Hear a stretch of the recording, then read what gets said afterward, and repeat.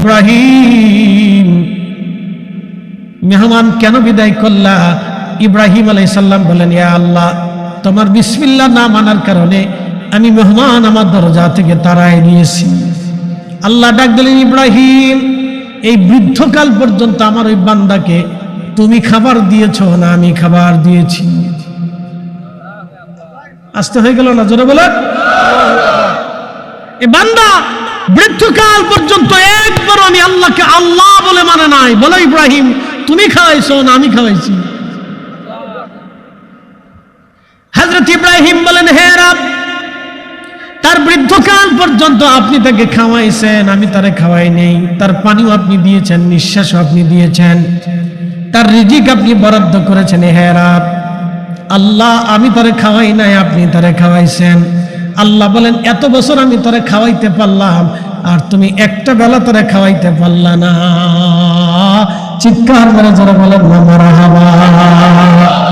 সাইয়েদুনা ইব্রাহিম যদি একজন বিধর্মীকে খাওয়াইতে পারে, আমার রাসূলের দরজায় যদি বিধর্মীদের জায়গা হতে পারে, তাহলে আমার পীরের বাড়ি হিন্দুদের জায়গা হবে। কথা বলেন ঠিক কিনা? আপনারা সাতার বেদাতের ভেতর গোষ্ঠী গিলে যাবে। আল ফাতিহাতু উম্মুল কুরআন।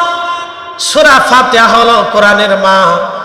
সূরা ফাতিহার এত বরকত, পুরা কোরআন শরীফে যত বরকত, সূরা ফাতিহার ভিতরে আল্লাহ তত বরকত দিয়ে রাখছে। আল ফাতিহা উম্মুল কুরআন। সূরা ফাতিহা হলো কোরআনের মগজ, কোরআনের মা। আমাদের যেমন মা ছাড়া কোনো অস্তিত্ব নাই, মা ছাড়া ফরিদি সাহেবের কোনো অস্তিত্ব নাই, মা ছাড়া আমাদের জনাব নজরুল সাহেবের কোনো অস্তিত্ব নাই, মা ছাড়া আজকে অতিথিবৃন্দের কোনো অস্তিত্ব নাই, মা ছাড়া কোনো সন্তানের কোনো অস্তিত্ব নাই। সন্তানের পরিচয় মা বাবা দিয়ে, সন্তানের পরিচয় মা বাবা দিয়ে। সূরা ফাতিহা হলো কোরআনের মা। সূরা ফাতিহা কোরআন শরীফের মা, সূরা ফাতিহা কোরআনের মা। উম্মুল কোরআন বলা হয়। তাহলে সারা কোরআনে যত বরকত পাওয়া যায়, সূরা ফাতিহার ভিতরে আল্লাহ তত বরকত দিয়ে রাখছে। সূরা ফাতিহা দুইবার। সূরা ফাতিহা কয়বার? এক খতম কোরআনের নেকি। আল ফাতিহাতু নিসফুল কোরআন। সূরা ফাতিহা কোরআনের অর্ধাংশ। সুনানুদ দারিমি। সূরা ফাতিহা কোরআনের অর্ধেক। এরপরে আসেন সূরা ইখলাস, যদিও 3 আয়াত কিন্তু মূল্য অনেক। আল্লাহ রাসূল বলেন, আল ইখলাসু সুলুসুল কোরআন। যে ব্যক্তি সূরা ইখলাস একবার তেলাওয়াত করবে, আমার আল্লাহ আমার রব তাকে 10 পারা কোরআনের নেকি আমলনামায় দিয়ে দেয়। কেউ যদি 3 বার তেলাওয়াত করে, এক খতম কোরআনের নেকি তার আমলনামায় হয়। সূরা ইখলাস এত দামি। কেউ 114টি সূরা তেলাওয়াত করলে যত নেকি হবে, সূরা ইখলাস 3 বার পড়লে আমলনামায় তত নেকি লিখে দেওয়া হবে। 10 বার সূরা ইখলাস পড়লেন, 10 বার। কতবার? 10 বারে মিনিমাম হলো 3 খতম। ঠিক আছে না? তাহলে ফাতিহা 1 খতম, সূরা ইখলাসে পেলেন 3 খতম। এই এক বাসাতে মাত্র 5 মিনিটে আপনি নেকি পেয়ে গেলেন 4 খতম কোরআনের। 4 খতম কোরআনের নেকি যখন হয়ে গেল, বলেন 80 লক্ষ মানুষ যদি একবার করে সূরা ফাতিহা তেলাওয়াত, একবার করে ফাতিহা শরীফ তেলাওয়াত করে, তাহলে 80 লক্ষ আর 4 দিয়ে 4 8 32, 3 কোটি 20 লক্ষ কোরআনের নেকি আমার হুজুর কেবলার আমল নামায় আল্লাহ পৌঁছায়া দেয়। চিৎকার মেরে জোরে বলেন আল্লাহু আকবার। বলেন, আমার পীরের মর্যাদা কি এখন কমতেছে না বাড়তেছে? কত গুণে? 70 গুণে। একসাথে বলেন আল্লাহু আকবার। আমার পীরের মর্যাদা কি বাড়তেছে না কমতেছে? একসাথে বলেন, বাড়ে না কমে?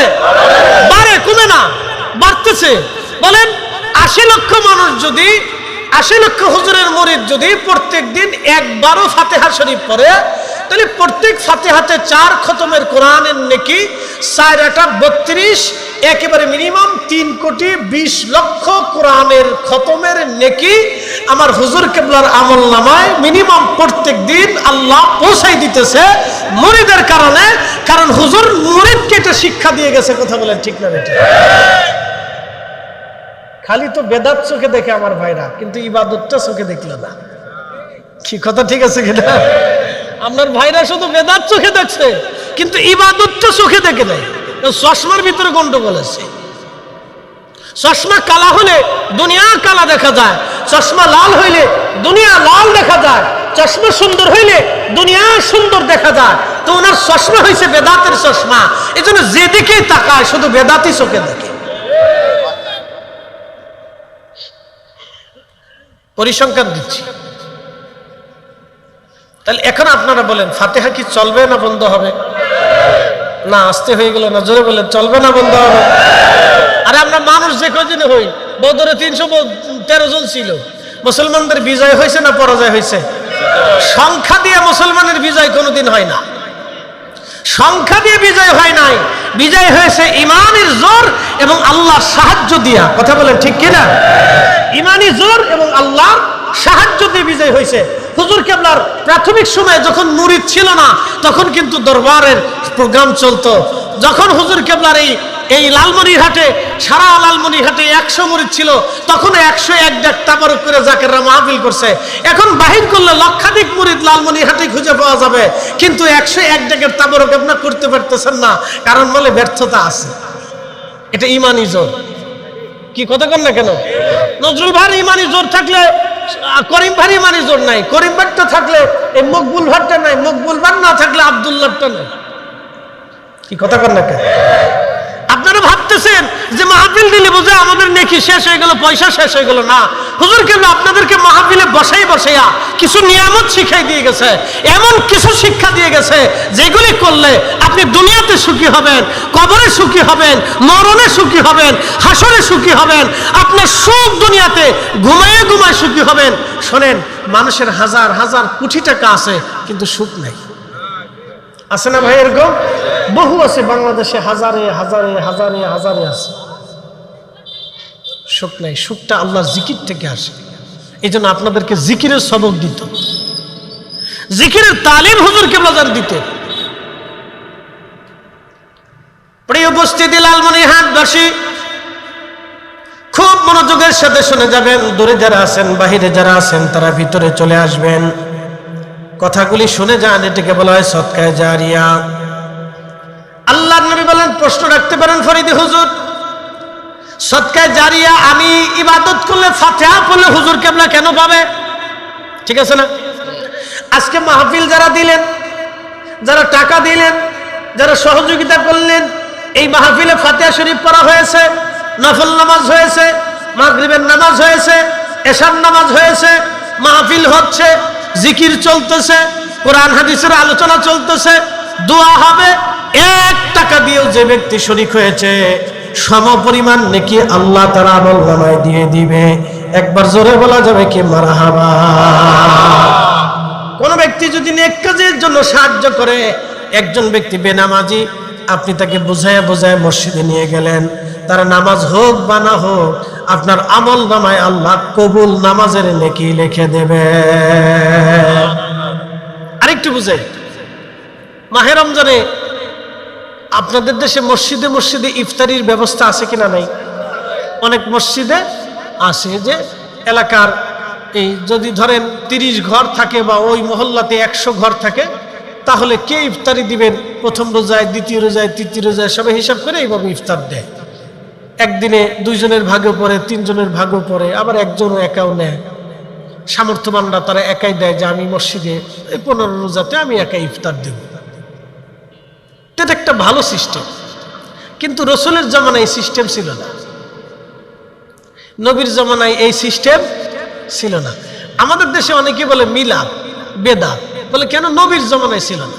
তো নবীর জামানায় আপনি মসজিদের ভিতরে আজান দিছে, কোনো প্রথা আছে কিনা আমরা দেখাই দেন, কিয়ামত পর্যন্ত খুঁজে পাবেন না। প্রিন্সিপাল সাহেব উপরে চলে আসেন না,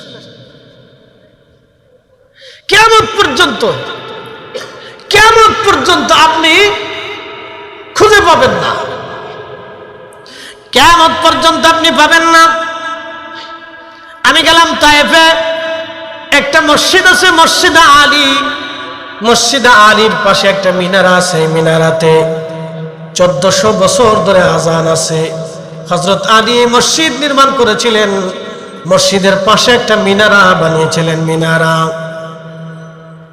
আমি মালয়েশিয়ার মালাক্কাতে চাইনিজদের প্রথম মসজিদ দেখার জন্য গেলাম।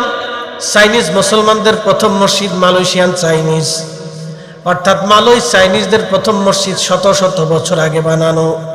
এই মসজিদের পাশে একটা মিনারা আছে, এই মিনারার উপরে দাঁড়ায় দাঁড়ায় মুয়াজ্জিনরা আযান দিত।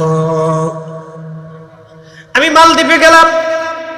ইসলাম প্রথম যিনি এনেছেন ইব্রাহিম ইস্কান্দারি রাহিমাহুল্লাহ। মালদ্বীপে যিনি প্রথম ইসলাম এনেছিলেন ইব্রাহিম ইস্কান্দারি, তিনার প্রথম বানানো মসজিদ। এই মসজিদে এখনো কাঠ দিয়ে বানানো সুন্দর একটা মসজিদ। মসজিদের পাশে সুন্দর একটা মিনারা আছে। এই মিনারার উপরে 400 বছর আগে থেকে আজান চলমান। যখন মুসলমানের মাইক হইল, মুসলমানরা মসজিদের ভিতরে ঢুকে গেল, মিনারা বাদ দিয়ে দিল। কথা ঠিক কিনা? মসজিদের ভিতরে ঢুকে গেল, মসজিদের ভিতরে দাঁড়াইয়া আজান দিও একটা জঘন্য বেদাতি প্রথা। কিন্তু আশ্চর্য হলো সত্য, আমরা জীবনেও এই সুন্নতের বিপরীত কাজ করা সত্ত্বেও কোনোদিন ফতোয়া দেই নাই।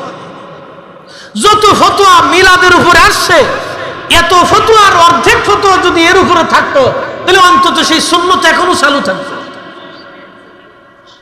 মসজিদে নববীতে যদি যান, যাওয়ার পরে মসজিদে নববীর ভিতরে রিয়াজুল জান্নার পাশে রাসূল কারীমের মিম্বার, এই মিম্বার শরীফের পাশে আর একটা মিম্বার আছে, হযরত আবু বকরের মিম্বার। আবু বকরের মিম্বার থেকে, হযরত আবু বকরের মিম্বার থেকে পিছনে আপনি একটা সুন্দর একেবারে ছাদ বিশিষ্ট জায়গা পাবেন, ছাদের মতো বানানো। ওইখানে দাঁড়াইয়া মদিনার মসজিদের মুয়াজ্জিনরা আজান দেয়, কিয়ামত পর্যন্ত ওইখানে আজান চলতে থাকবে বলে। কারণ কি? ওই ছাদটা ছিল হযরতে বেলাল রাদিয়াল্লাহু আনহু ওই ছাদের উপরে দাঁড়াইয়া দাঁড়ায় আজান দিতেন। বনু নাজ্জার গোত্রের এক মহিলার ছাদ ছিল, ওই ছাদের উপরে দাঁড়াইয়া হযরত বেলাল আজান দিতেন। ওই ছাদের উপরে দাঁড়াইয়া দাঁড়াইয়া বেলাল আজান দিতেন। আজও পর্যন্ত সেইভাবে আজান দেওয়া হয়। ওই অংশটুকুন মসজিদে নববীর অংশ ছিল না, পরবর্তীতে এই অংশটুকুন মসজিদের সাথে সংযুক্ত করা হয়েছে। মুসলমান বাড়ার কারণে এটা জায়গা বরাদ্দ হয়েছে। ভালো করে শুনে নেন, নবীর সাহাবী আজান দিয়েছেন মসজিদের বাহিরে, আর আমরা মাইক পাইয়া আজান দিলাম মসজিদের ভিতরে। কি কথা বল না? এই বেদাত আমরা চোখে দেখি না, খালি দোয়া বেদাত, মিলাদ বেদাত, মানে যত দোষ খালি দোয়ার উপরে আর মিলাদের উপরে, একবারে তুফান চলতেছে। এ মুসলমান, আল্লাহর নবী বললেন, আর উম্মতেরা কারো মাধ্যম দিয়ে কেউ যদি আমলে চলে আসে, তাহলে সেই লোকটা আমল হোক বা না হোক, যেমন রোজার হিসাব দিয়ে যায়। আপনি ইফতার করাইলেন, আল্লাহর নবী বলেন, আমার উম্মত তোমরা ইফতার করাও। সাহাবী বলেন, ইয়া রাসূলুল্লাহ, নবী বললেন, তোমরা ইফতার করাও, তোমার ভাইকে ইফতার করাও, রোজাদারকে ইফতার করাও। যদি তুমি রোজাদারকে ইফতার করাও, তাহলে যাকে ইফতার করাবা তার রোজা হোক বা না হোক, তোমার আমল নামাতে আমার আল্লাহ একটা কবুল রোজার সওয়াব আল্লাহ লিখে দেবে। একবার জোরে বলা যাবে কি মারহাবা? সাহাবী বলেন, ইয়া রাসূলুল্লাহ, ইফতার করানোর মতো আমাদের সামর্থ্য নাই। প্রিয় নবী বললেন, যদি সম্ভব হয় তাহলে এক বেলা দুধ দিয়ে ইফতার করাও। বলে, হুজুর তাও সামর্থ্য নাই। যদি তা না পারো একটা খেজুর দিয়ে ইফতার করাও। বলি, ইয়া রাসূলুল্লাহ, তাও অনেকের নাই। আপনি একটু বুঝেন তো, একটা খেজুর দিয়ে ইফতার করাবে সেই সামর্থ্য সেই সময় সাহাবীদের ছিল না। একটা খেজুর দিয়ে ইফতার করা বলে সামর্থ্য নাই। প্রিয় নবী বলে, সাহাবী যদি তা না হয় তাহলে অন্তত এক পেয়ালা পানি দিয়ে হলো তোমার রোজাদার ভাইকে ইফতার করাও। তারপরও তোমার আমল নামায় আমার আল্লাহ কবুল রোজার সওয়াব লিখে দেবে। চিৎকার মেরে জোরে বলেন আল্লাহু আকবার। তাহলে কি বুঝলেন? আপনি যারা ইফতার করালেন তার রোজা হোক বা না হোক, আপনার আমল নামা আল্লাহ রোজার সওয়াব লিখে দিতেছে। কথা ঠিক আছে কিনা? এখন আপনি যারে আজকে মাহফিলে নিয়ে আসছেন, ভালো করে বুঝেন, আপনি যাকে আজকে মাহফিলে নিয়ে আসছেন, সে মাহফিলে আসার কারণে তার নিয়ত যা মনে তাই হোক, তাবরক খাওয়ার নিয়ত হোক আর এই ঘোরাঘুরির নিয়ত হোক, কিন্তু মাহফিলে আপনি তার ধরে নিয়ে আসছেন, তার নেকি হোক বা না হোক, আপনার আমল নামাতে আল্লাহ মাহফিলে আনার কারণে সমপরিমাণ নেকি দিয়ে দিবে। একসাথে বলবেন আল্লাহু আকবার। একজন লোক নামাজ পড়ে না, একজন লোক কি পড়ে না? নামাজ পড়ে না। আপনি তারে দোয়াই ফুয়াইয়া বুঝাইয়া এক কাপ চা খাওয়াই বলেন, বাইরে আসেন আজকে নামাজটা আদায় করে আসি, তো সেই লোকটারে মসজিদে নিয়ে নামাজ পড়াইলেন, তার নামাজ হোক বা না হোক, আল্লাহ আপনার আমল নামাতে কবুল নামাজের নেকি লিখে দেবে। তাহলে বলেন, ৮০ লক্ষ মানুষ যদি ২ রাকাত করে নফল নামাজ পড়ে, তাহলে ১,৬০,০০,০০০ রাকাত নামাজ। এই ৬০ লক্ষ রাকাত নামাজের সওয়াব, এই শুধু সওয়াবটা এই ৬০ লক্ষ মানুষের ভিতরে সীমাবদ্ধ থাকে না। যেহেতু এই হুজুর কিবলার ৮০ লক্ষ মুরিদে ১,৬০,০০,০০০ রাকাত নফল নামাজ পড়ছে, এই যাবতীয় সমস্ত নেকি আল্লাহ আমার হুজুর কিবলার আমল নামায় দিয়ে দিবে, কিন্তু যারা পড়তেছে তাদেরকে আল্লাহ কম দেবে না। একসাথে বলবেন আল্লাহু আকবার। তাহলে বলেন, হুজুর কিবলার কি নেকি বন্ধ আছে না চলমান আছে? না না, হয় না, আরো জোরে বলেন। শুধু এইখানে শেষ না, আরো আছে। ফাতিহা দিলাম, ৩,২০,০০,০০০ খতম কোরআনের নেকি, ৩,২০,০০,০০০ কোরআন খতমের নেকি প্রত্যেক দিন হুজুর কিবলার আমল নামায় আল্লাহ অ্যাড করতেছে। বলে কারণ কি? মুরিদে আদায় করতেছে। মুরিদরা আমরা শিখিনি, হুজুর নিজে শিক্ষা দিয়ে গেছে। কথা ঠিক কিনা? এই বুঝে যান, এগুলি হচ্ছে আপনাদের পরিসংখ্যান হিসাব, গড় হিসাব। আমি গড় হিসাব বুঝাইতেছি। অনেকে ৮ যে কি পাইছো, আপনি বলবেন ভাই আমি ৮ কিছু না পেলে অন্তত ৩,২০,০০,০০০ রাকাত কোরআন খতমের নেকি পেয়েছি। কি কথা ঠিক আছে কিনা? অন্তত আমি পাইছি। এই যে আপনার পীর ভাই যারা মারা গেছে, যারা কবরে চলে গেছে, এই লালমনিরহাটে অনেকেই কবরে চলে গেছে না? আচ্ছা, তাদের নেকির দরজা কি এখন বন্ধ আছে? নাই। ছেলে ভুলে গেছে। ছেলে কি হয়েছে? ভুলে গেছে। ছেলে মনে রাখে না। এই ছাতা বইলেন না, আমার বহু ফুলা দেখা আছে। বহু ছেলে বাপের কবরের পাশ দিয়ে বিড়ি খাইতে খাইতে যায়। বহু ফুলা বাপের কবরের পাশ দিয়ে হাইতে চলে যায়। অনুভূতিও আসে না যে বাপ কবরে ঘুমাই নিয়েছে, একটু সালাম দিয়ে যায়, তাও নাই। বহু মেয়ে মা ভুলে গেছে। বলে কেন বলছে? তার নিজের বাচ্চা কাচ্চার জ্বালা যন্ত্রণায় মার কথার মনে নাই। এখন নিজে মা হয়ে গেছে, তার মার কথা ভুলে গেছে। তা মার কথা যদি বাচ্চারা ভুলে যায়, তো দাদা দাদির কথা কেমন মনে আছে বলেন? তো ওইটা শেষ, ওর সাবজেক্টই নেই। বাস্তবতা থেকে বলতেছি, ভালো করে বুঝে যান। কিন্তু তরিকা তারে ভুলে নেই। একসাথে কোন আল্লাহু আকবার।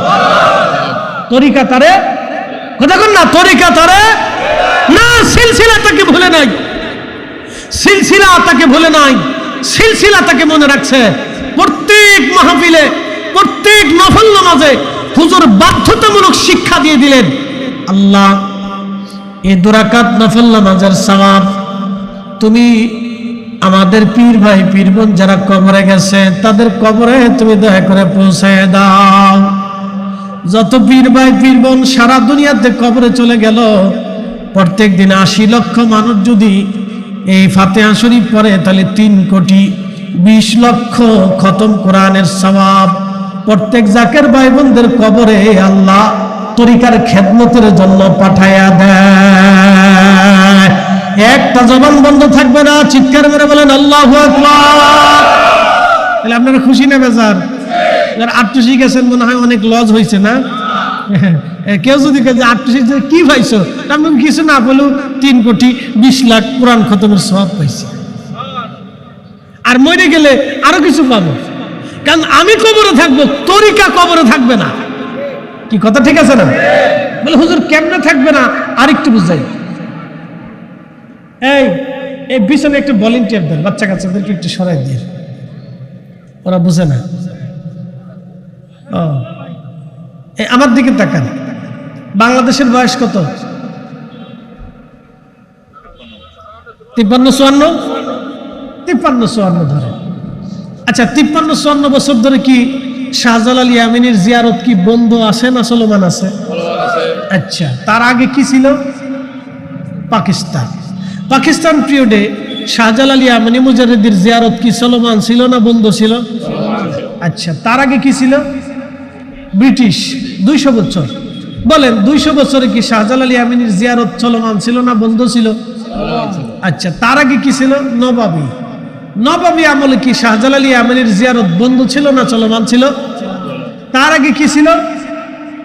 মুঘল বা সালতানাত, তখন কি শাহজালাল ইয়ামিনীর জিয়ারত চলমান ছিল না বন্ধ ছিল? চলমান ছিল। বলেন তখনও কাদেরিয়া ছিল, চিশতিয়া ছিল, নকশবন্দিয়া ছিল, মুজাদ্দিদিয়া ছিল, কি কথা কন নাকি? ঠিক আছে না? রাজা গেছে, মহারাজা গেছে, আমির গেছে, ওমরা গেছে, প্রধানমন্ত্রী গেছে, বহু প্রধানমন্ত্রী যাবে, বহু দল যাবে, বেদল যাবে, কিন্তু তরিকা যাবে না। আস্তে কোন কে জোরে বলে। বাংলাদেশের রাজনৈতিক দলের অস্তিত্ব নাও থাকতে পারে। বলে হুজুর কেন? ফিলিস্তিন যেমন আজকে স্বাধীন নাই, বুঝতে পারছেন? 6,500 বছরের একটা জনপদ আজকে শেষ হয়ে গেছে। 12 বছর ধরে রোহিঙ্গারা আরাকানে বসবাস করতেছে, 1200 বছরের ইতিহাস তাদের। আজকে তারা তাদের ঘরের মাটি ছাড়িয়ে দিয়ে বাংলাদেশে এসে রিফিউজি থাকতেছে। আগামী দিন বাংলাদেশ স্বাধীন নাও থাকতে পারে, আগামী দিন বাংলাদেশের স্বাধীনতা নাও থাকতে পারে, অথবা বাংলাদেশ এর থেকে বড়ও হইতে পারে। কি কথা ঠিক আছে না? বাংলাদেশ এর থেকে কি হতে পারে? বড়ও হতে পারে, অথবা স্বাধীনতা নাও থাকতে পারে। কিন্তু দল আসবে, রাজনীতি চেঞ্জ হবে, মত আসবে, বিভিন্ন গ্রুপ আসবে, সংগঠন আসবে, কিন্তু কাদেরিয়া থাকবে, চিশতিয়া থাকবে, নকশবন্দিয়া থাকবে, মুজাদ্দিদিয়া থাকবে। জমিন যতদিন থাকবে, ওলি ততদিন থাকবে। কথা কন নাকি? ঠিক কিনা? সহজে কি বুঝাইতে পারছি আপনাদেরকে? জমিন যতদিন থাকবে, ওলিরা ততদিন থাকবে। বলে হুজুর কোন দলিলে? বলে আল্লাহর কোরআনের দলিলে থাকবে। না, আমাদের কথাই না, আল্লাহর কথাই থাকবে। আল্লাহ বাস করলেন, আলা ইন্না আউলিয়া আল্লাহি লা খাউফুন আলাইহিম ওয়া লা হুম ইয়াহজানুন।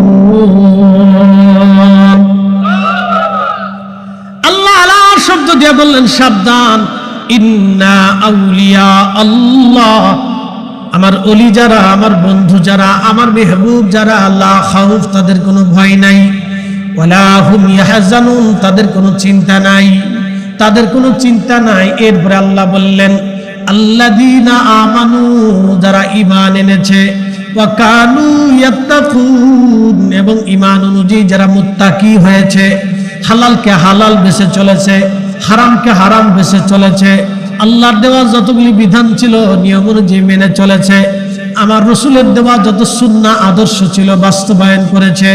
আল্লাহ কোরআনে বললেন ওয়া কানু ইয়াত্তাকুন, মুত্তাকি হয়েছে, আমি আল্লাহকে যারা ভয় করেছে, লাহুমুল বুশুরা, দুনিয়াতে তাদের জন্য সুসংবাদ, লাহুমুল বুশুরা ফিদ দুনিয়া, লাহুমুল বুশুরা ফিদ দুনিয়া ওয়া ফিল আখিরা, দুনিয়ার মধ্যে তাদের জন্য সুসংবাদ এবং আখিরাতের জগতেও তাদের জন্য সুসংবাদ।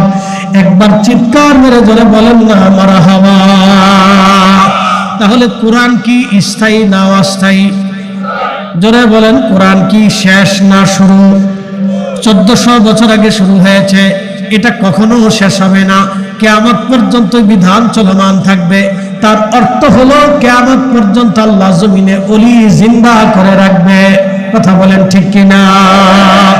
জমিন যতদিন থাকবে, জমিন যতদিন থাকবে ততদিন ওলি দুনিয়াতে থাকবে।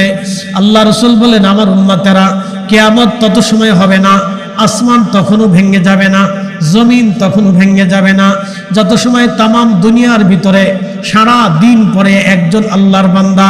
বর্তমানে 800 কোটি মানুষ আছে, এই 800 কোটি মানুষের ভিতরে একজনও যদি দিন শেষে একবার আল্লাহু আল্লাহ বলে আল্লাহকে ডাক দেয়, তত সময় পর্যন্ত আল্লাহ কিয়ামত অনুষ্ঠিত করবেন না। তবে শুনে নেন, কিয়ামতের আগে আল্লাহ রাব্বুল আলামিনের কাবা শরীফ একজন আবিসিনীয় সে ভেঙে ফেলবে। আবিসিনীয় হলো বর্তমান ইথিওপিয়া, ঘানা, কেনিয়া, এবং এই অঞ্চলের মানুষদেরকে বলা হয় আবিসিনীয়। এই আফ্রিকান একজন টাকলা মানুষ, তার পা থাকবে লম্বা লম্বা। যারা হজে গেছেন তারা দেখেছেন আফ্রিকানরা একটু লম্বা লম্বা, তাদের দেখতে অন্যরকম দেখা যায়, শরীর থেকে ভিন্ন রকম একটা দুর্গন্ধ আসে। তারা আল্লাহর মানুষ, তারা মুসলমান, আমি নিন্দা করব না, বোঝার জন্য বলতেছি। অনেকের শরীর থেকে ভিন্ন রকম একটা গন্ধ আসে। খুব মনোযোগ দিয়ে শুনে যাবেন, এই আফ্রিকান একজন কালো মানুষ, কিয়ামতের আগে সে কাবা শরীফ ভাঙবে। তার শাবল দিয়ে, তার খন্তি দিয়ে, তার ওই হাতুড়ি দিয়ে যখন কাবা ভাঙতে থাকবে, আল্লাহর নবী বলতেছেন আমি দেখতেছি ওই আবিসিনীয় একজন টাকলা কাবা শরীফের পাথর গুটিয়ে গুটিয়ে হাতুড়ি দিয়ে পিটিয়ে পিটিয়ে কাবা শরীফের পাথর ছুটিয়ে ছুটিয়ে ফেলবে এবং এমনভাবে ভেঙে ফেলে দিবে যে একেবারে বিরান ভূমি করে ফেলবে।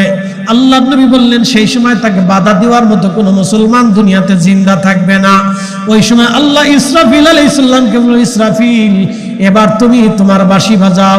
হযরত ইসরাফিল যখন সিংহায় ফুৎকার দিবেন তখন আল্লাহ বলবেন ইজাস সামাউ ফাতারাত, আসমান ভেঙে ভেঙে ফেলবে, ওয়া ইদাল কাওয়াকিবু তাসারাত, নক্ষত্রগুলি ভেঙে ভেঙে পড়ে যাবে, ওয়া ইদাল বিহারু ফুজ্জিরাত, তখন সাগর উদ্দোলিত হয়ে যাবে, সাগরের সমস্ত পানিগুলি জমিনে আছাড় মারবে। এরপর আল্লাহ বলেন ওয়া ইদাল কুবুরু বুসিরাত, কবর থেকে মানুষ উঠা উঠা আল্লাহর দিকে দৌড়াইতে থাকবে। চিৎকার করে জোরে বলেন আল্লাহু আকবার। তার অর্থ কি? যতদিন পর্যন্ত পৃথিবীর কোন এক প্রান্তে একজন মানুষও দিন শেষে আল্লাহু আল্লাহ বলে ডাক দেওয়ার লোক থাকবে, ততদিন পর্যন্ত কিয়ামত হবে না। তাহলে এবার বলেন তো মুসলমানের দাম কত? তো মুসলমানের আদনা মুসলমানের দাম যদি এটা হয়, তো অলির দাম কত? তো অলিদের নাম শুনলে যে খালি বেদাত বেদাত আর শিরিক শিরিক করে চিল্লেন, লজ্জা করে না? লজ্জা করা তো উচিত, শরম করা উচিত, হাইয়া থাকা উচিত। লজ্জা শরম মাটির সাথে মিশে গেছে মুসলমানের, ইতিহাস আর ঐতিহ্য ভুলে গেছে।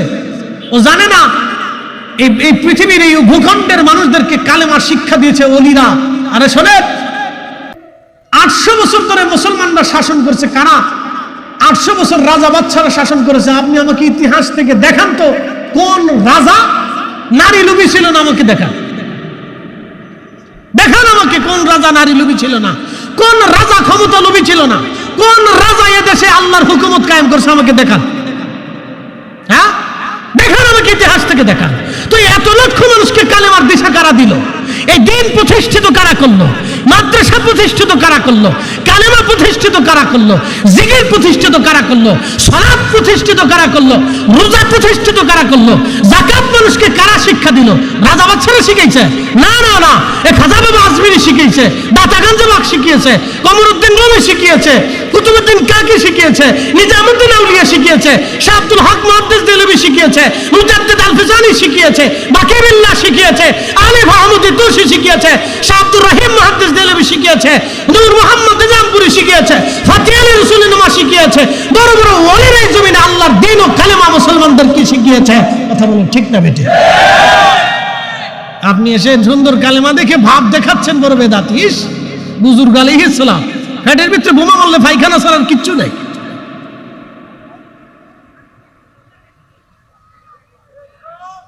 কষ্ট হচ্ছে না আপনাদের? উচিত কথা নয়, সব বেজার হয়ে যায়। ও ছাতা বেজার হলে কিছু আসে যায় না।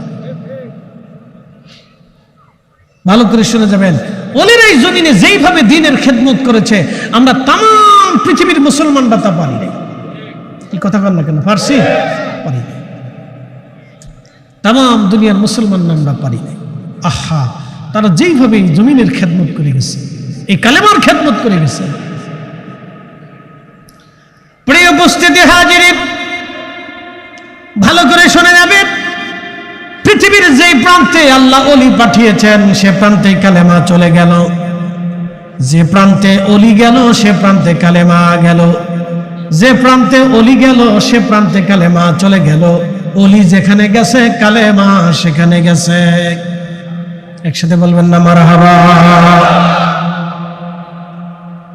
সুদূর সেই সাগরের গভীরে মালাক্কা সাগরের ভিতরে ছোট্ট একটা দ্বীপের ভিতরে আমি যা দেখলাম একজন আল্লাহর ওলির মাজার। ভুটানের রাজধানী থিম্পুতে যায় দেখলাম 400 বছর আগে একজন আল্লাহর ওলি কালেমার দাওয়াত নিয়ে গিয়েছিলেন। 400 বছর আগে দুর্গম পাহাড়ি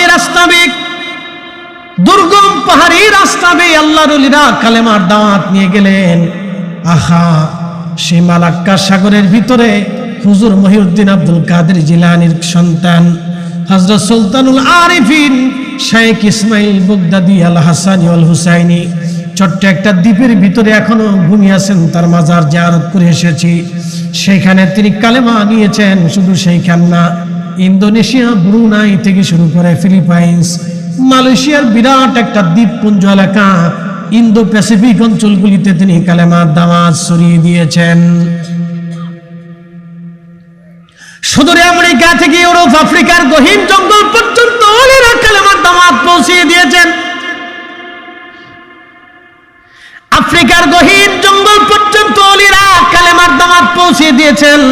চেচনিয়া, বসনিয়া, হার্জেগোভিনা, রাশিয়া, পৃথিবীর বরফ আচ্ছাদিত অঞ্চল, যেটাকে আগে বলকান অঞ্চল বলা হতো। বলকান, ইতিহাসে এই অঞ্চলকে বলকান বলা হতো। চেচনিয়া, বসনিয়া, হার্জেগোভিনা এবং আপনার আজারবাইজান, আর্মেনিয়া, এই অঞ্চলগুলিকে এবং Uzbekistan, সমরকন্দ, Bukhara, Afghanistan, Turkmenistan, Turkestan, Greece পর্যন্ত, একেবারে ইউরোপের গহীনে পর্যন্ত কালেমার দাওয়াত আল্লাহর ওলিরা ছড়িয়ে ছড়িয়ে দিয়েছেন। একবার আওয়াজ তুলে বলা যাবে কি মারহাবা। পৃথিবীর যেখানে ওলি গেছে আল্লাহ সেখানে ইসলাম পাঠিয়েছেন। একসাথে বলবেন আল্লাহু আকবার। হ্যাঁ, এই এতটুকুনি আপনাদেরকে শুধু মনে রাখবেন। ওনাদের অবদানকে অস্বীকার করার কোনো সুযোগ আমাদের, কিন্তু দুঃখের বিষয় তাদের জিয়ারতে আমরা মুসলমানদেরকে বাধা প্রদান করি। এটা অনেক বড় লজ্জার এবং অপমানের এবং অকৃতজ্ঞতা। আচ্ছা বলেন তো, আপনার দাদার কবর জিয়ারত করতে যদি কেউ নিষেধ করে আপনি কি বাদ দিবেন? হ্যাঁ, কোন নাতি যদি দাদার কবর জিয়ারত করতে না যায় তাহলে ওই নাতিটা হলো কি অকৃতজ্ঞ। কারণ দাদাকে দিয়ে সে বাবা পাইছে, বাবাকে দিয়ে সে পাইছে। কথা ঠিক আছে না? দাদা দিয়া কি পাইছে? বাবা পাইছে, বাবাকে দিয়া সে নিজে আসছে। তাহলে কেউ যদি দাদা অস্বীকার করে তাহলে তো বাপ অস্বীকার করা, আর বাপ অস্বীকার করলে সে জারজ। কি কথা ঠিক আছে কিনা? তো এই জন্য নসলকে, বংশকে প্রাধান্য দিবে। পূর্বপুরুষের ইতিহাস ঐতিহ্যকে, মর্যাদাটাকে অক্ষুণ্ণ রাখবেন। আমরা বাঙালি জাতি একটা বেহাইয়া, এত বেহাইয়া হয়েছি তার হিসাব কিতাব নাই। আমরা আমাদের ঐতিহ্য, বংশ, মর্যাদা সব ভুলে দিতেছি, দিন দিন ভুলে দিতেছি। এগুলি ভুললে আগামী দিনে বাচ্চা কাচ্চারা পাপিষ্ট হবে, পথভ্রষ্ট হবে। আরবিয়ানরা দেখবেন তারা তাদের বংশটাকে ঠিক রাখে, বলে আমার দাদা বংশের অমুক লোক ছিল, আমাদের এই কাজ চলে না, আমরা এই কাজ করবো না, এটা অন্যায়। আজকে এক ফিলিস্তিনি বাচ্চার মুখে কথা শোনার পরে আমার কলিজার ভিতরে দাউ দাউ করে উঠলো। ফিলিস্তিনি বাচ্চাটা বলতেছে, তোমরা শোনো, ইসরায়েলের কাছে ক্ষমতা আসে তাদের অস্ত্র দিয়ে, আর আমরা ফিলিস্তিনিদের কাছে ক্ষমতা আসে আল্লাহর পক্ষ থেকে। আমরা মরে যাব কিন্তু জমিন ছাড়বো না। একসাথে বলবেন আল্লাহু আকবার। না না, আরো জোরে বলুন। সে বলতেছে আমাদের ইতিহাস এবং ঐতিহ্য এই জমিনের সাথে লেগে আছে, আমাদের পূর্বপুরুষরা এই জমিনের ভিতরে ঘুমিয়ে আছে, আমাদের এই জমিনের সাথে আমাদের রক্ত এবং শরীর লেগে আছে। অতএব তারা যতই আমাদেরকে নির্যাতন করুক, হত্যা করুক, আমরা কখনোই পরাজিত হব না, জমিন ছাড়বো না। একসাথে বলবেন আল্লাহু আকবার। আমাদের বাংলাদেশের 6, 7, 8 বছরের বাচ্চারা বুঝে নাকি ও সাতা তো বাংলাদেশ কি দেশ কি, সাতা নিজেই বুঝে না। এগুলি তো শিখাই না তো আমাদের দেশে, শিক্ষার বড় অভাব। এই জন্য ফ্যামিলি ওয়ারি শিক্ষাটা হলো সবচেয়ে বড় শিক্ষা। আপনি প্রতিষ্ঠানে শিখে বাচ্চা মানুষ করতে পারবেন না। ফ্যামিলিগত শিক্ষা, ফ্যামিলির শিক্ষা হচ্ছে সবচেয়ে বড় শিক্ষা, মনে রাখবেন এটা। এই জন্য বাচ্চাদেরকে ছোট কাল থেকে শিখবেন।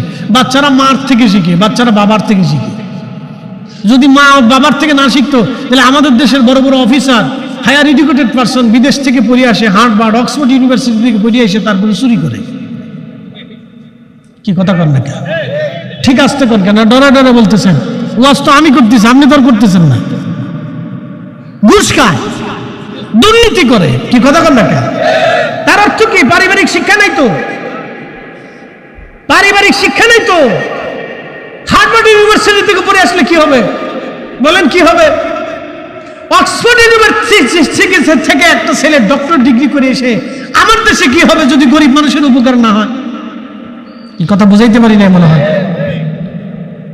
মদিনা ইউনিভার্সিটি থেকে একটা ছেলে এসে পড়াশোনা করিয়া আমার দেশে এসে কি হবে যদি দরিদ্র মানুষের উপকার না হয়? বলেন কি হবে? কিচ্ছু হবে না। তো লাভ কি? কোনো লাভ নাই। প্রিয় উপস্থিতি, এই জন্য পারিবারিক শিক্ষা হচ্ছে বড় শিক্ষা। ও মার থেকে শিখে, বাবার থেকে শিখে, চাচা থেকে শিখে, দাদা থেকে শিখে, দাদি থেকে শিখে, নানা থেকে শিখে, নানি থেকে শিখে, মামার থেকে শিখে, চাচতো ভাই বোনদের থেকে শিখে, খালাতো ভাই বোনদের থেকে শিখে, বাচ্চারা ফ্যামিলি থেকে শিখে। কারণ ফ্যামিলির ভিতরে সে বেশি সময়টা কাটা। এই জন্য মা যদি ঠিক থাকে, বাবা যদি ঠিক থাকে, যেই বাবা মা নীতিবান হয় তার বাচ্চা কাছেও নীতিবান হয়। কথা বুঝাইতে পারি না মনে হয়? যেই বাবা মা নীতিবান হয় তার বাচ্চা কাছেও নীতিবান হয়। কোনো বাচ্চা অপরাধ করতে গেলে মা শিখায়, বেটা এটা অন্যায়, এটা করবে না, মা শিখাই দেয়।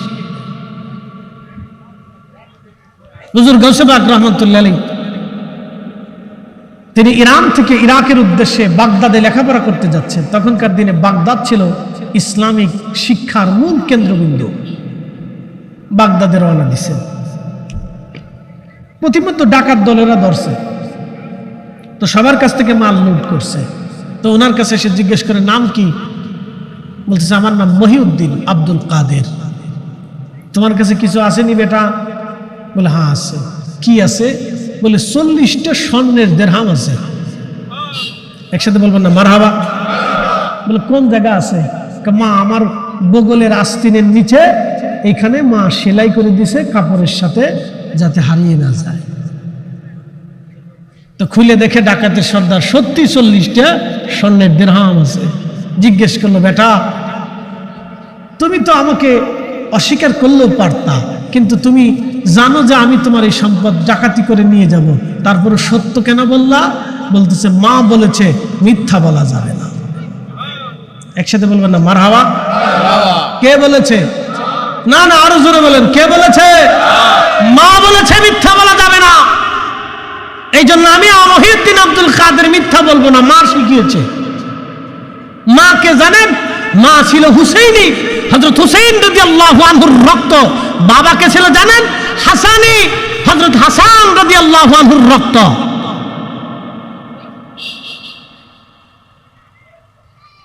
আজারে বাজারে দিয়ে দেশে কালেমা আসে নাই। কালেমা যাদেরকে দিয়ে এসেছে তারা জমিনের নিচে ঘুমিয়ে আছে, তারা দ্বীনের সূর্য সন্তান, তারা মহান আউলিয়া کرام। কথা বলেন ঠিক না বেঠে? আজারে বাজারে দিয়ে কালেমা আসে নাই দেশে। আজারে বাজারে দিয়ে কালেমা দেশে প্রতিষ্ঠিত হয় নাই। এত ভুলভাল বুঝাইয়েন না।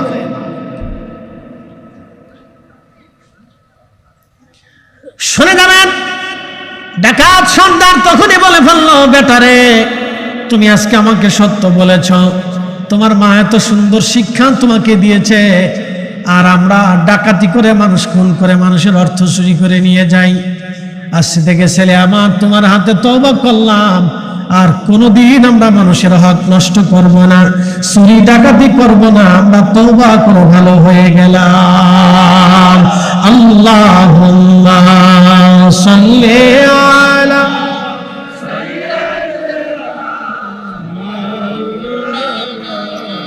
মুহাম্মাদ ওয়া আলা আলি সাইয়্যিদিনা।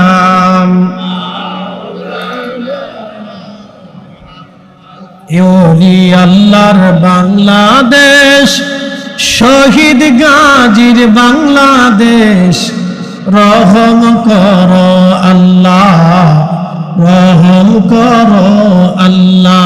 বলেন আল্লাহর বাংলাদেশ, শহীদ গাজীর বাংলাদেশ, রহম করো আল্লাহ, রহম করো আল্লাহ। এই জন্য রব্বুল আলামিন কুরআনুল কারীমের ভিতরে আল্লাহ বলেন ওয়াল তাকুম মিনকুম উম্মাতুন ইয়াদউনা ইলাল খায়রি ওয়া ইয়া'মুরুনা বিল মা'রুফি ওয়া ইয়ানহাউনা আনিল মুনকার। রব্বুল আলামিন বললেন, কিয়ামত পর্যন্ত আমার বান্দাদের ভিতরে একটা জমাত বান্দা দুনিয়াতে থাকবে যারা পৃথিবীতে মানুষদেরকে ভালো কাজের দিকে দাওয়াত করবে এবং খারাপ কাজ থেকে মানুষদেরকে ফিরিয়ে রাখবে। একবার আওয়াজ তুলে বলা যাবে কি মারহাবা। কিয়ামত পর্যন্ত মানুষেরা থাকবে যারা মানুষদেরকে ভালো কাজের দিকে দাওয়াত দিতে থাকবে। বলেন তো, আমার পীর মুর্শিদের কাছে আপনারা গেছেন, আমার হুজুর কি আপনাদেরকে মিথ্যা শিখিয়েছে? বলেন, কখনো কি বলেছে বাবা সুদ খাও? হ্যাঁ, তো এদেশে সুদ প্রতিষ্ঠিত কারা করছে? যারা সুদ প্রতিষ্ঠিত করছে তাদের তো দুর্নাম করলেন না। বলেন, আমার পীরের জীবনীতে দেখান যে তিনি একটা সুদের কারখানা বানাইছেন, কোন মুরিদ যেতে করাইছে দেখান। এ ভাই জান আমার, সুদের সর্বনিম্ন গুনাহ কি জানেননি? যে ব্যক্তি সুদ খায়, আল্লাহু আকবার, মায়ের সাথে জিনা করলে যেই পরিমাণে গুনাহ হয়, সুদ খাওয়ার কারণে সেই পরিমাণে গুনাহ হয়। তাহলে এবার বুঝেন, যারা সুদের কারবারি প্রতিষ্ঠিত করে তাদের কি পরিমাণে গুনাহ হয়। সুদের কারবারি যারা বানায়, সুদ যারা সহযোগিতা করে, আল্লাহর নবী বলেন, আমার উম্মত তোমরা যারা সুদ লেখবা, সুদ সহযোগিতা করবা, সুদ খাবা, সুদ খাওয়ার জন্য উদ্বুদ্ধ করবা, সুদের দিকে মানুষদেরকে যারা ঝুঁকাই দিবা, তারা সমানভাবে অপরাধী হবা। বুঝে বুঝে তারপর বাজে যারা সুদ খাবা, সুদের জন্য যারা লেখালেখি করবা, সুদের জন্য যারা সহযোগিতা করবা, আল্লাহর নবী বলেন সমানভাবে অপরাধী। সুদের সর্বনিম্ন গুনাহ মায়ের সাথে জিনা করলে যে গুনাহ হয়, সুদের গুনাহ সর্বনিম্ন সেই মারাত্মক গুনাহ। একটা কথা মনে রেখে যাবেন হাজিরিন লালমনিরহাটবাসী, কথা একেবারে পরিষ্কার, একেবারে পরিষ্কার, একেবারে পরিষ্কার। আপনি 1000 বছরও যদি হায়াত হয় আর 1000 বছরও যদি কাবা শরীফের গিলাফ ধরে ধরে আপনি জিকির করেন, কাবা শরীফ দেখে দেখেও যদি আপনি নামাজ পড়েন, আপনার নামাজ খুদার দরবারে পৌঁছাবে না যদি আপনার পেটের মধ্যে হারাম খাবার থাকে। না সুবহানাল্লাহ, না, এটা নাউজুবিল্লাহ করতে হবে। আমার দিকে তাকান, বেজার টেজার হয়ে না, আমার দাওয়াত দেওয়ার দরকার, আমি দাওয়াত দিতে আসছি। হুজুর কেবলার জীবনে দেখবেন একটা ব্যাংকের অ্যাকাউন্টও নাই। কি নজরুল ভাই আসেনি? হুজুরের জীবনে একটা ব্যাংকের অ্যাকাউন্ট আছে? হুজুর কেবলার জীবনে কোন ব্যাংকে পাগলামি করেন না, বুঝে যখন হুজুর কেবলার জীবনে একটা ব্যাংকের অ্যাকাউন্টও নাই, একটা ছবিও তুলে নাই, তুলতে দেন নাই। ভালো করে বুঝেন। একসময় যে পীর সাহেবরা আমরা ছবি তুললে গালিগালাজ করতো, না যায় হারাম বলে ফতোয়া দিতে, পীর সাহেবরা এখন নিজেরাও ছবি তুলে। সেলফির তো এখন আর শেষ নাই। যে হুজুররা ছবি তুললে রাগ করতো, পোস্টারে ছবি দিয়ে দিলে বলতো যে আট্টশির হুজুরের ছেলে ছবি দিছে কে, এটা কাজটা ভালো হয়েছে না। তখন তো আমাদের পার্টি পুটি ছিল। সে হুজুরে এখন সেলফি তোলার লেগে পাগল হয়ে যায় একবারে, হুজুর একটু সেলফি, হুজুর একটু সেলফি। বুঝতে পারছেন? সময়ের পরিবর্তনে ফতোয়ার যে কত পরিবর্তন হয়, লজ্জা করা উচিত আমাদের। সারা বছর পরে যারা বলতো হে আট্টশি হিন্দু যাইকে, হিন্দু যাইকে, এখন আমি যদি জিজ্ঞেস করি আপনারা পূজা মণ্ডপে গেছেন কে, কি কথা কন না, আপনি কেন পূজা মণ্ডপে গেছেন আমাকে বলেন। হিন্দু পূজার কাজ তার কাজ সে করুন, আমাদের নিষেধ নাই, আমরা বাধা দেব না, কারণ এটা তার রাষ্ট্রীয় অধিকার। কথা ঠিক আছে না ভাই? হিন্দু পূজা করবে, লক্ষ্মী পূজা করবে, কার্তিক পূজা করবে, গণেশ পূজা করবে, তার পূজা তার মন্দিরে সে যা মনে তাই করুক, সেটা তার রাষ্ট্রীয় অধিকার। কথা ঠিক আছে না? আমি মুসলমান, মসজিদে নামাজ পড়বো, জিকির করব, দোয়া করব, এটাও আমার রাষ্ট্রীয় অধিকার। আমি মাহফিল দেব, এটাও আমার রাষ্ট্রীয় অধিকার। আমি নাগরিকের দেশে, অসুবিধা নেই। কিন্তু আমি করলে বেদাত হয়ে যায়, হারাম হয়ে যায়, আর আপনি করলে তখন সুন্নত হয়ে যায়। কারণটা কি? কি ঠিক আছে না ভাই? আমরা কারো মন্দকে বলার জন্য আসতেছি না, বোঝার জন্য বলতেছি যে এতদিন আপনারা আমার গায়ে নিলেন, তাই এখন করলেনটা কি? এই জন্য ভাই এগুলি আমাদের জন্য দুঃখজনক। তারপরে উপস্থিতি, এই জন্য আউলিয়া কেরামের শিক্ষাটাই হচ্ছে মূল শিক্ষা। যুগে যুগে সমস্ত ওলিরা, ওলিদের দরবারে বিধর্মীরা গেছে। একসাথে বলবেন না মারহাবা? না, আরো জোরে বলেন। কি নবীর দরবারে কি খ্রিস্টান যায় নাই? নবীর বাড়ি কি পত্তলিকরা যায় নাই? নবীর বাড়ি কি ইয়াহুদিরা যায় নাই? নবীর বাড়ি কি অন্য ধর্মের মানুষ যায় নাই? গেছে তো। না গেলে রসুল কার কাছে দাওয়াত দিচ্ছে? কি কথা ঠিক আছে না? না গেলে রসুলকে দাওয়াতটা দিচ্ছে কার কাছে? রসুল তো আর মুসলমানদের কাছে দাওয়াত দেয় নাই। আমরা আজকে আপনাদেরকে নিয়ে বলছি, আমরা তো সবাই মুসলমান। আমরা সবাই কি মুসলমান? আমিও মুসলমান, আপনি মুসলমান, আপনি মুসলমান, আপনি মুসলমান। যারা শুনতেছেন তারাও মুসলমান। তা আমরা তো দাওয়াত তো ঘুরে ফিরে মুসলমানদের কাছে দিতেছি। খাজা বাবা আজমিরের দাওয়াত দিছে সনাতনীর কাছে, মুজাদ্দিদ আল ফিসারি সেরহিন্দির দাওয়াত দিছে সনাতনীর কাছে, শাহজালালি আহমদ মুজাররিদি দাওয়াত দিছে সনাতনীর কাছে, হুজুর গাউসে পাক দাওয়াত দিছেন সনাতনীর কাছে, বিধর্মীর কাছে, খ্রিস্টানের কাছে, ইয়াহুদের কাছে, মাজুসির কাছে। আমরা দাওয়াত দিতেছি ঘুরে ফিরে আমাদের নিজেদের কাছে। কি কথা ঠিক আছে কিনা? আমরা তো ঘুরে ফিরে আমাদের কাছে দাওয়াত দিতেছি। আমরা আমাদের কাছেই তো দাওয়াত দিচ্ছি। ঠিক যেন ওনাদের দাওয়াত আর আমাদের দাওয়াতের ধরন একরকম না। ওনাদের দাওয়াতের মর্যাদা আর আমাদের দাওয়াতের মর্যাদা একরকম না, বুঝতো? এই জন্য ওনাদের দরবারে হিন্দু যাবে, বৌদ্ধ যাবে, খ্রিস্টান যাবে, মাজুসি যাবে, সব ধর্মের মানুষ ওনার কাছে যাবে। কথা ঠিক আছে না? ওনার কাছে যাইতে হবে। না গেলে ওনার কাছে বুঝবে কেমনে? ওনার কাছে তো যেতেই হবে। আচ্ছা বলেন তো, আপনার বাড়িতে যদি একজন হিন্দু ভদ্রলোক আসে, তা আপনি কি তার খাবার টাবার দিবেন না? মনে হয় বসতে টসতে দিবেন না, পানি টানি দিবেন না। তো কি করবেন? তারাই দেবেন। রসুলের চরিত্রে আছে এই কাজ আছে যে আপনার বাড়িতে একজন বিধর্মী আসলো আর আপনি তাকে কিছু না খাবার দিয়ে বিদায় দিলেন। নবীর তরিকে আসেনি? আমার একটু দেখান তো, সারা দুনিয়া খুঁজে দেখান তো, একটা হাদিস দেখান। আপনাদের কি উগ্রতা কে শিখায় আমি জানি না, কারণ শিখায়, কোত্থেকে শিখে আল্লাহ জানে। হযরত সাইয়্যিদুনা ইব্রাহিম খলিলুল্লাহ আলাইহিস সালাতু ওয়াস সালাম, তিনি একজন মেহমান প্রিয় মানুষ ছিলেন। মেহমান ছাড়া খাবার খেতেন না। সাইয়্যিদুনা ইব্রাহিম আলাইহিস সালামের সেই মেহমানখানা ফিলিস্তিনে এখনো চালু আছে। ভালো করে শুনে যাবেন। সাইয়্যিদুনা ইব্রাহিম, এই বাচ্চাদেরকে একটু সবাই একটু দুরূদ পড়েন, আল্লাহুম্মা সাল্লি আলা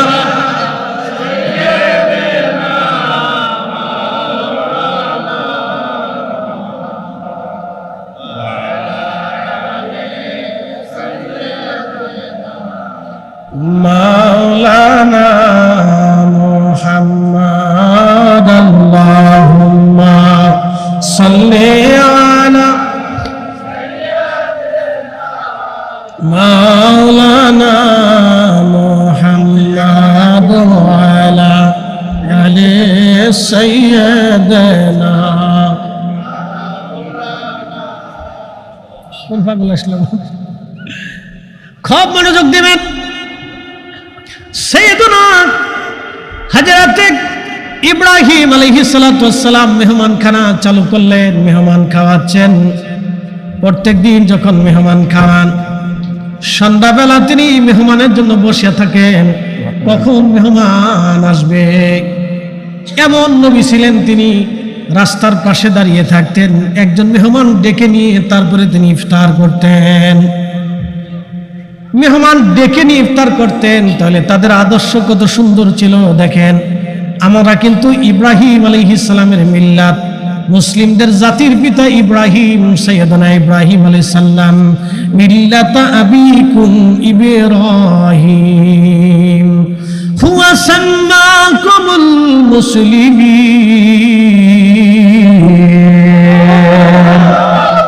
আমাদের মিল্লাতের বাবা ইব্রাহিম, যিনি আমাদের নাম রেখেছেন মুসলমান। আমরা মুসলমান, আমরা মুসলিম জনতা।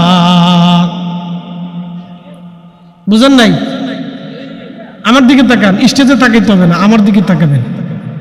আমরা কি জনতা? না একসাথে বলেন, ডরায় ডরায় করতেছেন মনে হয়। আমরা কি জনতা? জোরে বলেন, শিখে দিয়ে যায়।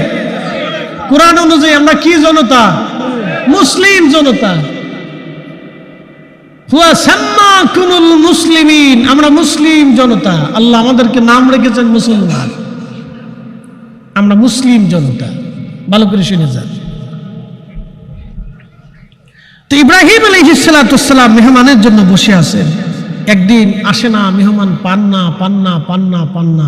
তখন তার এত মানুষ ছিল না, রাস্তা দিয়ে কি আসবে, একজন মেহমান আসবে, তিনি পান না। হঠাৎ দেখতেছেন একজন মেহমান আসতেছে, ডাক দিছেন, তুমি কি মেহমান, মুসাফির? বলে হ্যাঁ। তা আসো, আমার বাড়িতে আজকে তোমার দাওয়াত। হযরত সাইয়্যিদুনা ইব্রাহিম আলাইহিস সালাতু ওয়াস সালাম, ইব্রাহিম আলাইহিস সালাতু ওয়াস সালাম তিনি মেহমানের জন্য বসে আছেন। নিয়ে গেলেন মেহমান নিয়ে যাওয়ার পরে খাইতে বসলেন। সাইয়্যিদুনা ইব্রাহিম আলাইহিস সালাম বিসমিল্লাহ বলে শুরু করলেন, কিন্তু মেহমান তিনি বিসমিল্লাহ না বলে শুরু করে দিলেন। সাইয়্যিদুনা ইব্রাহিম হাত ধরলেন, হাত ধরার পরে বললেন, হে আল্লাহর বান্দা, তুমি কেন বিসমিল্লাহ বললা না? তখন মেহমান ডাক দিয়ে বলল, হুজুর আমি বিসমিল্লাহ মানি না। বলে আমি তো তোমার আল্লাহ মানি না। ইব্রাহিম আলাইহিস সালাম রাগ করে বললেন, যাও, আল্লাহ যেহেতু মানো না তো তোমার আজকে খাবার দেব না, যাও। খাবার সামনে রেখে হযরত ইব্রাহিম আলাইহিস সালাতু ওয়াস সালাম মেহমান যখন রওনা দিয়ে চলে গেলেন, মেহমান চলে যাওয়ার পরে আল্লাহ ওহী করলেন, ইব্রাহিম, মেহমান কেন বিদায় করলা? ইব্রাহিম আলাইহিস সালাম বলেন, ইয়া আল্লাহ, তোমার বিসমিল্লাহ না মানার কারণে আমি মেহমান আমার দরজা থেকে তাড়ায় দিয়েছি। আল্লাহ ডাক দিলেন, ইব্রাহিম, এই বৃদ্ধকাল পর্যন্ত আমার ওই বান্দাকে তুমি খাবার দিয়েছো না আমি খাবার দিয়েছি? আসতে হয়ে গেল না? জোরে বলেন। এই বান্দা বৃদ্ধকাল পর্যন্ত একবার আমি আল্লাহকে আল্লাহ বলে মানে নাই। বলো ইব্রাহিম, তুমি খাওয়াইছো না আমি খাওয়াইছি? হযরত ইব্রাহিম বলেন, হে রব, তার বৃদ্ধকাল পর্যন্ত আপনি তাকে খাওয়াইছেন, আমি তারে খাওয়াই নেই। তার পানিও আপনি দিয়েছেন, নিঃশ্বাসও আপনি দিয়েছেন, তার রিজিক আপনি বরাদ্দ করেছেন। হে রব, আল্লাহ, আমি তারে খাওয়াই নাই, আপনি তারে খাওয়াইছেন। আল্লাহ বলেন, এত বছর আমি তারে খাওয়াইতে পারলাম, আর তুমি একটা বেলা তারে খাওয়াইতে পারলা না। চিৎকার মেরে যারা বলেন না মারহাবা।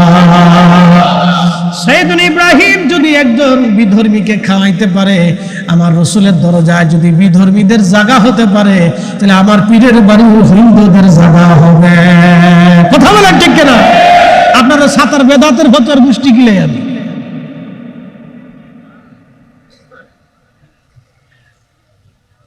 ওই সমস্ত ফতোয়া আমার কাছে অন্য চলে না, বেল্ট আউট ফতোয়া। মুসলমান ভালো করে শুনে যাবেন। আল্লাহ রাসূলকে জিজ্ঞেস করলো, ইয়া রাসূলুল্লাহ, ইসলামী খায়রুন, ইসলামের মধ্যে উত্তম কাজ কি? নবীজি বলেন, তুতঈমুত তাআম, তোমরা মানুষকে খাওয়াও। তুতঈমুত তাআম, তোমরা মানুষকে খাওয়াও। তুতঈমুত তাআম, তোমরা মানুষকে খাওয়াও। তাকরাউস সালাম আলা মান আরাফতা ওয়া মান লাম তারিফ, চিনো বা না চিনো মানুষকে সালাম আদান প্রদান করো, চিনো বা না চিনো সালাম দাও। তোমরা মানুষকে খাওয়াও এবং সালাম দাও। দুইটা সুন্নত নবীজি আমাদেরকে শিক্ষা দিলেন ইসলামের ভিতরে উত্তম কাজ। মনে রাখবেন, আপনি যত সালাম দিবেন তত মোহাব্বত বাড়বে, আপনি যত মানুষকে খাওয়াবেন তত ভালোবাসা বৃদ্ধি হবে।